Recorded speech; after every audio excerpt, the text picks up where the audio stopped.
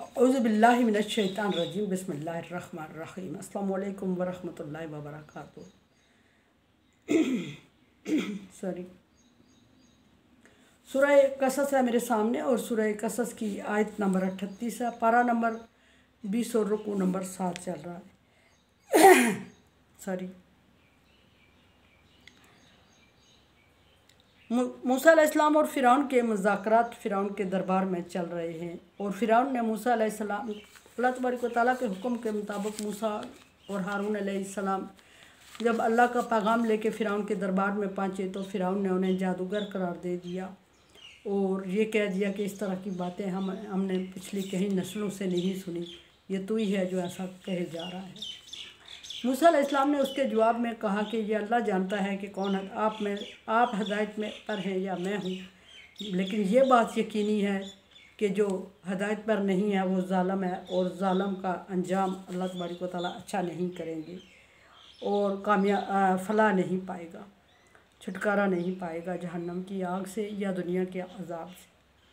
अब देखते हैं क्या इसके बाद फ़िरौन क्या जवाब देता है। काला फ़िरौन ने कहा, फ़िरौन मूसा अलैहिस्सलाम से हट गया, मूसा अलैहिस्सलाम से डायरेक्ट बात नहीं की। जब मूसा अलैहिस्सलाम ने ऐसे अल्फाज कहे तो फ़िरौन ने मूसा अलैहिस्सलाम को नज़रअंदाज कर दिया, इग्नोर करते हुए अपने दरबारियों की तरफ, फ़िरौनियों की तरफ मुड़ा, उनसे मुखातब हुआ और उनसे बात करना चाहिए। उसने कहा, काला फ़िरौन ने कहा, या अय्युहा मलाउ, सरदार का लफ्ज़ आता है। सरदार वो उसके सरकर्दा लोग थे जो बड़े बड़े ओहदों पे फाइज थे, वज़ीर मशीर थे, उनके लिए बोल रहा है, अपने सरकर्दा लोगों से मुखातब है। मा अलिमतु लकुम मिन इलाही गैरी, मैं नहीं समझता कि मेरे अलावा तुम्हारा कोई और इलाह है। यानी ये जो बातें मूसा अलैहिस्सलाम कह रहे हैं और हारून अलैहिस्सलाम, ये मेरी समझ में नहीं आ रही है। उसने अपने दरबारियों को अपनी तरफ मुतवज्जे किया और कहा कि दरबारियों, जो लोग आप यहाँ मौजूद हैं, बैठे हुए हैं, ये वो लोग थे जो हमेशा फ़िरौन के इर्द गिर्द होते थे। तुम क्या समझते हो मूसा की बात सुन के कि ये जो बातें कर रहा है क्या ये सच कह रहा है? सब ने तकरीबन यही कहा कि हम इसको सच्चा नहीं मान रहे हैं, हम इसको जादूगर करार दे चुके हैं कि ये बड़ा जादूगर है। फ़िरौन ने अपनी राय देते हुए कहा कि मैं ये समझता हूँ कि मेरे अलावा तुम्हारा और कोई माबूद नहीं।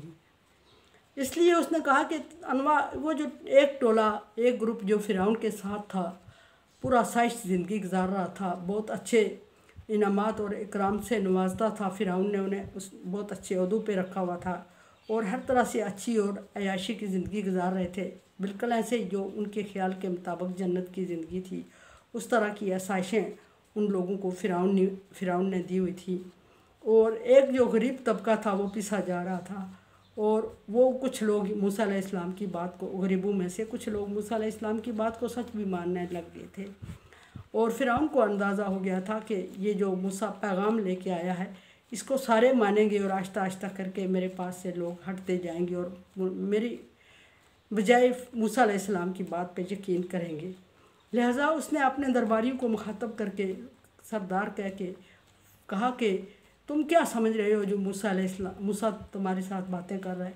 मैं तो समझ रहा हूँ कि मेरे अलावा तुम्हारा कोई माबूद नहीं।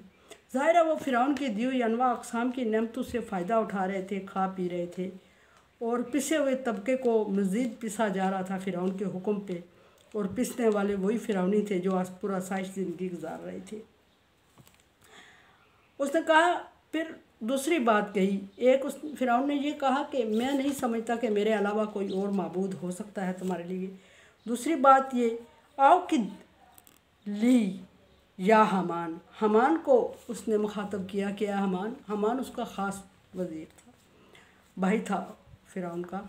उसने कहा कि हमान, आओ कि ली या हमान अला तीन, हमान तू मट्टी को पका के, यानी मट्टी को मजबूत करके मौजूदा दौर की ईंटें बना दे, इस तरह की कर, मट्टी को ईंटों में तब्दील कर, पका दे, मजबूत कर और इसकी एक बहुत बड़ी दीवार चढ़ा दे, बहुत ऊंची दीवार चढ़ा।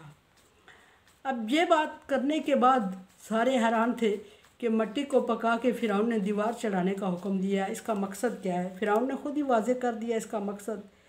उसने कहा कि वजअली सरहन, और तो मेरे लिए एक बहुत ऊंची दीवार चढ़ा दे। और बहुत ऊंची दीवार चढ़ाने के हुक्म के बाद सारे हैरत से देख रहे थे कि अब इतनी बड़ी ऊंची दीवार और मिट्टी की ईंटें, और बहुत अरसा लगेगा इसमें, और बहुत बड़ी फौज थी फ़िरौन के पास, वो जल्द भी करवा सकता था। लेकिन लोग हैरत में थे कि इस दीवार को फ़िरौन क्या करेगा। फ़िरौन ने खुद ही वजाहत की और कहा कि लिए अल्ली अत्तालिउ इला इलाही मूसा, ताकि मैं उस दीवार पे चढ़ूँ और उस दीवार पे चढ़ के ऊंचे इतनी बुलंदी पे चढ़ूँ, इतना ऊंचा हो जाऊँ कि मैं मूसा के खुदा को झांक सकूँ, झांक के देखूँ कि जिस खुदा की मूसा बात कर रहा है, जिस खुदा से मूसा हमें डरा रहा है, जिस खुदा का हुक्म और पैगाम लेके आया है मूसा, जिस खुदा ने हमें सबको छोड़ के मूसा को पैगंबर बनाया है, उस रब तक झांक पाऊँ, मैं उसको झांक के देखूँ। हैरत की बात ये थी कि वो ये समझ रहा था फ़िरौन के मेरे ख़्याल में यही समझ रहा था कि अल्लाह कोई वजूद रखने वाली चीज़, और वो आसमान पे बैठी हुई है बुलंदियों पे, और वो ऊंची दीवार की पे चढ़ने के बाद उसको देख सकेगा। या उसने कोई महल बनाया होगा फ़िरौन की तरह, और वो आसमान के पर्दे के पीछे होगा, कोई खिड़की ऐसी होगी जिसमें तक पहुँच के, कोई दरवाज़ा ऐसा होगा जिस तक पहुँच के फ़िरौन मूसा के रब को देख सकता है। फ़िरौन का ये ख्याल था। इन्नी ला अज़ुन्नुहु मिनल काज़िबीन, और फिर उसने ये भी के साथ कह दिया कि मैं मूसा के खुदा को देखना चाह रहा हूँ, और मैं ये समझता हूँ कि मूसा जो बात कर रहा है ये सरासर झूठ बोल रहा है, ये अल्लाह पे बहतान लगा रहा है।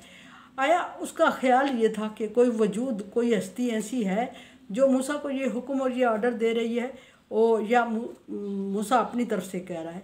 फिर उसने बात की तस्दीक करते हुए कहा कि मैं तो समझ रहा हूँ कि मूसा अपनी तरफ से ऐसी बातें कर रहा है, कोई ऐसी हस्ती, कोई ऐसी सामने नहीं आएगी, अगर है तो मैं उसको देखना चाहता हूँ।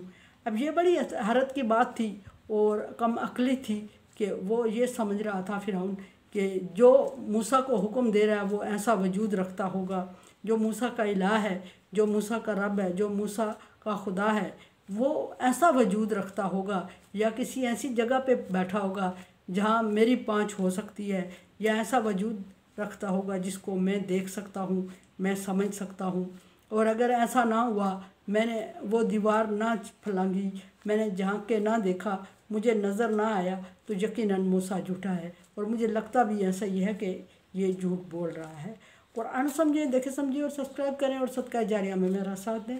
अल्लाह तबारक व तआला का हुक्म ताअवनु अला बिर्रि व तक़वा, नेकी और भलाई के कामों में एक दूसरे से ताअवुन करें। सो चैनल को सब्सक्राइब और शेयर करके ताअवुन करें।